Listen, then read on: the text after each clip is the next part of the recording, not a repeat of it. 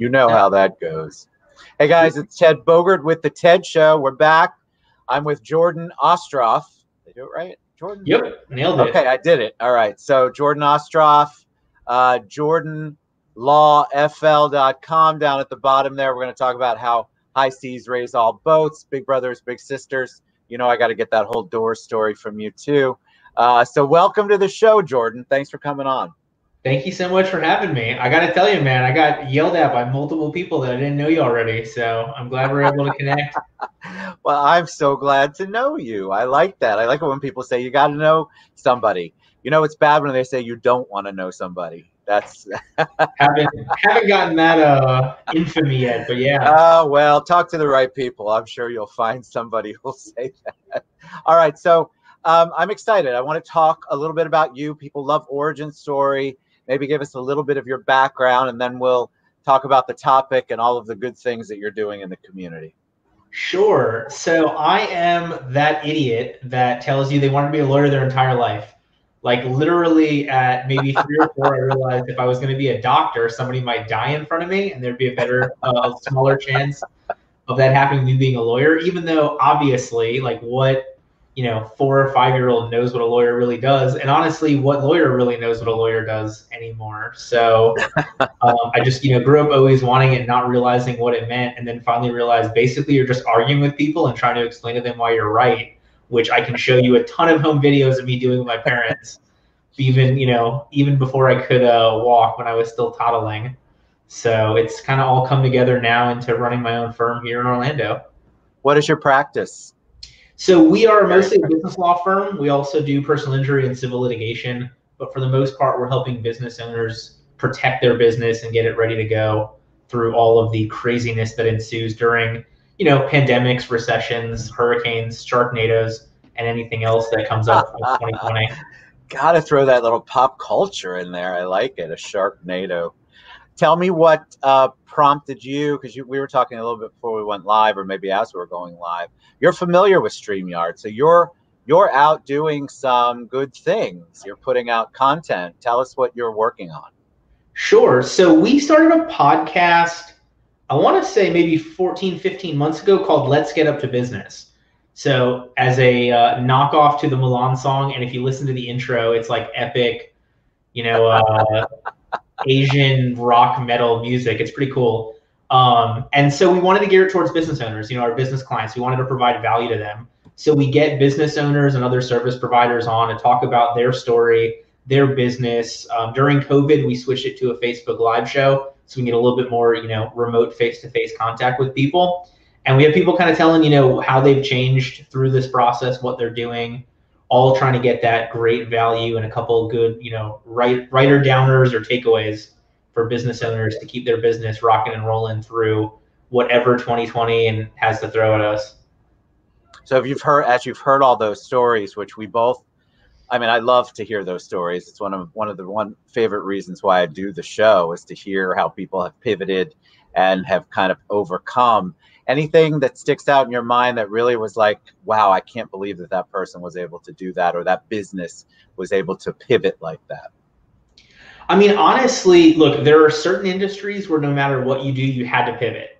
Like if you were running a barbershop or a massage parlor or something where you had to have that, that touch, you didn't have a choice. But what's been so amazing to me is all these businesses that did things, what I want to call the right way. And obviously there's a million right ways to do it, but these businesses that really had that vision of an ideal client, that were lean, that were tech forward, that had these things going for them, I've been more impressed that they haven't had to pivot and still been doing well through this. I agree. I feel like the creativity has been on such a high. People are really getting out of their comfort zone. They had to, right? There was no other choice. Restaurants is the first one I always think of. Where they had to begin delivery or pickup or takeout, things that they might not have ever done before COVID. And I'm praying once they get out of that will just be an additional stream of income for them instead of their only stream of income. So you're very community oriented. Talk about what you do. I did mention Big Brothers and Big Sisters. Why are you involved in the community? Have you always been a community oriented person? So I got to not toot my own horn, the opposite of that. I have to smack talk myself here. So when, wanted to be a lawyer my whole life, at some point decided I wanted to be a prosecutor. And so here I was thinking that, at 24 years old, I was going to be, like Batman, keeping Orlando safe from all these terrible, really dangerous people. And so I got into it, and don't get me wrong, great experience, met some wonderful people, worked for some awesome other attorneys, learned from them. But they hand you this file and it's like, oh, this person's poor, so they didn't get their driver's license properly updated. Or, oh, this person had to move and they didn't get notice of their traffic ticket. Or, oh, this person's stealing because they got laid off from their job and they're trying to get diapers for their kids. And that wasn't every case. Obviously, there are some bad people out there, but that was the majority of it. And so after, a little over 3 years, worked my way up to some really serious crimes, but realized that in Orlando, your average family of 4 makes $40,000 a year. And so that leads people down a life of not necessarily crime, but a lot of these stupid administrative things that we have. And so we've always wanted to try to help people to give back through pro bono or low bono services, doing expungements for people on some of those stupid charges. My wife owns the other half of the firm, does a ton of guardian ad litem work for children so that they have a voice in the court system for free. And I had the opportunity to join Big Brothers Big Sisters. And so, don't get me wrong, we have advised people on what to do in, certain criminal standards or when police are out there. But for the most part, we're able to use a lot of our business clients to offer great resources and have, financial advisors talk to some of these families about financial literacy and do a lot to try to help people, continue to better themselves, continue to better their families, get a more stable environment for their kids. And it's been so awesome and rewarding that I'm so lucky that I was offered the opportunity. It gives, the way you speak about it, you can't fake that. So I know you've gotten your hands dirty and rolled your sleeves up. That's the kind of stuff that I think people don't realize, the rewarding side of that, and what a great need there really is in our community for the assistance.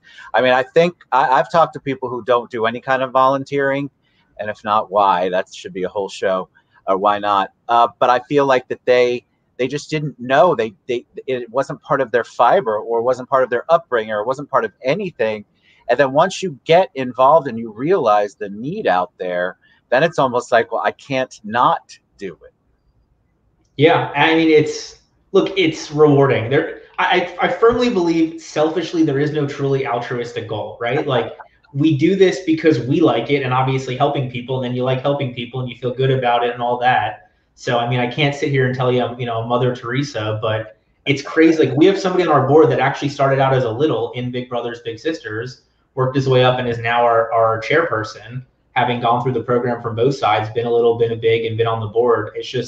It's crazy to see, the difference that having one real mentor who can show you what success looks like and tell you that you are capable of it and help you on that path makes a huge difference for so many kids. To talk about the program itself, you become a big brother or big sister. Tell me a little bit about the program for people who've probably heard of it but might not know how it works. Sure. So all of it is one-on-one mentoring. So it is one little who is paired up with one big, and our insurance will cover them anywhere. So there's a lot of mentorships that happen only at school. Ours will cover beyond that. And so obviously COVID has impacted a lot of getting our bigs and littles together. But for the most part, it's at least a 1-year commitment where the big and the little commit to spending a year together with each other. Again, mind you, we've had people that have been paired up for 12 years. They'll go from 6 to 18. They age out of the program. They still stay in touch. We've had bigs who have paid for college for their littles. We've had bigs who have adopted their littles. We've had littles that have become bigs when they became adults. It's amazing to see all from this one-on-one mentorship. So one adult with one child, and they're supposed to meet a certain number of times per month. And obviously, again, with COVID, a lot of that's been remote. And then we'll set up cool, fun activities. So the Magic or Orlando City will donate a suite or a series of tickets for us, and we'll have the bigs and littles be able to go to, see a game and have some fun and get together when those things happen again. What's it like with the kids? How many have you, I say kids, the littles, what's it like with the littles? Have you mentored a lot? And then what do you see the need coming from? Is it because it's broken homes? I'm not talking about social issues. I'm just asking. Broken homes, is it the area they live in, the poverty level, the socioeconomic, or just a combination of all of that? So it's all those things. I mean, right now we've got, a couple hundred pairings, and I don't know the numbers off the life of our program, but the program has been in Central Florida for about 40 years, and then obviously nationwide for over 100. And so it's everything, and all of our pairings are gender specific. So it's a male with a male, it's a female with a female. So a lot of them, it may not be a broken home, but it may be that like dad got deployed. It may be mom unfortunately passed away, something along those lines. And so obviously, thankfully I've got a wife and a kid, but like I can't imagine if I had a female child, like having to walk her through her first period and all those things. Right. So a lot of it is just getting that other perspective. And then you have a number of families that know like both parents are working 2 or 3 jobs, making low money, but this way they can keep a roof over their heads, and they want their kid to talk to an engineer, to talk to a doctor, to see what life is like for somebody who gets more education than they were able to, or something along those lines. And it's amazing to see what these kids will go from, C's and D's to A's and B's in the span of that year, just with that impact of one mentor and understanding that there is a way to better themselves, to get an education, to get a high-paying job, whatever it is that motivates that little. It's cool to see. The mentorship portion of that is just so critical. I feel like that's missing no matter what the issue is. A lot of kids don't have that. They might have some of it at home, but out socially, it can be a big challenge because, like you said, parents are working 2 jobs, sometimes 3, and it's not for a lack of wanting to. It's truly a lack of they have to put food on the table and keep a roof over their heads. But what I've seen, I've visited with, in a way past life, visited with people who had gone through the program and then were now bigs. And it was just amazing, the impact, the change it made in their entire trajectory of their life. They could have gone down a completely different path, but because a big brother or big sister stepped in and mentored them and became that influence that they really needed, it just changed everything. Yeah, I mean, a lot of it, like, I think about it as a child, how many times did you interact with an adult that wasn't a teacher, that wasn't your parents, that wasn't a coach? Like, just the ability to talk to an adult can be huge. And so it's funny, myself and our chair were out for dinner a couple weeks ago outside, social distancing, the whole thing. And then a young kid comes over and he's like doing a fundraiser to raise money to go to some camp or whatever it was. And so he gives this whole sales pitch, and we're sitting there, we're like, hey, we're on the board for Big Brothers. We're really proud of you for doing this. Here's a little feedback, slow down, make sure you're doing this, make a little better eye contact. And so the kid is just like cracking up and really going into our stuff because he was already, talking with adults and going down Thornton Park and, hitting everybody up and trying to find the drunk people drinking out in front of one of the bars to, donate 10 or 20 bucks to get him to camp. And it was so cool to see, but there's a lot of kids that never have the experience of interacting with adults. And so this, even for a lot of them, that's the best part they're going to get out of this, just being able to talk to an adult that isn't their parents or a teacher or a family member. And how do people get involved? What's the best way for them to get involved? I put your website down there. I didn't put the Big Brothers and Big Sisters one, but how can they reach out? Sure. So a good place is our Facebook page. So Big Brothers, Big Sisters of Central Florida is ours. There is a nationwide one. If you donate there, we will get some of the money if you earmark it to us. If you donate to us, though, that's better. We've got a golf tournament coming up in 11 days. So not this Friday, but the following Friday. We have a couple spaces left, not too many. And then we've got a number of other events that will happen once all of this COVID situation, gets a little bit less. But that's a good place. And then cflbigs.org is the website. CFL, like Central Florida. Bigs.org will get you to the Big Brother, Big Sister of Central Florida website.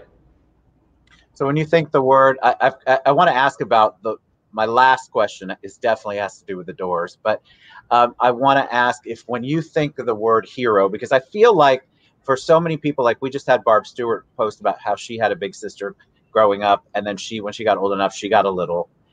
So when you think of someone though, because to a lot of people, you're the hero, you're the mentor, you're the big, who do you think of when you hear the word hero? I mean, for me, really, it's somebody sacrificing what they can and sometimes sacrificing time that they can for the benefit of somebody else. And I understand a lot of people can sacrifice money. A lot of people can sacrifice time. A lot of people can only sacrifice one, or some people can't sacrifice either of those. So I don't, I don't want to cast aspersions on those who can, but it's always nice to see people who can and do, sacrifice some time or make that financial donation. To me, that's a hero.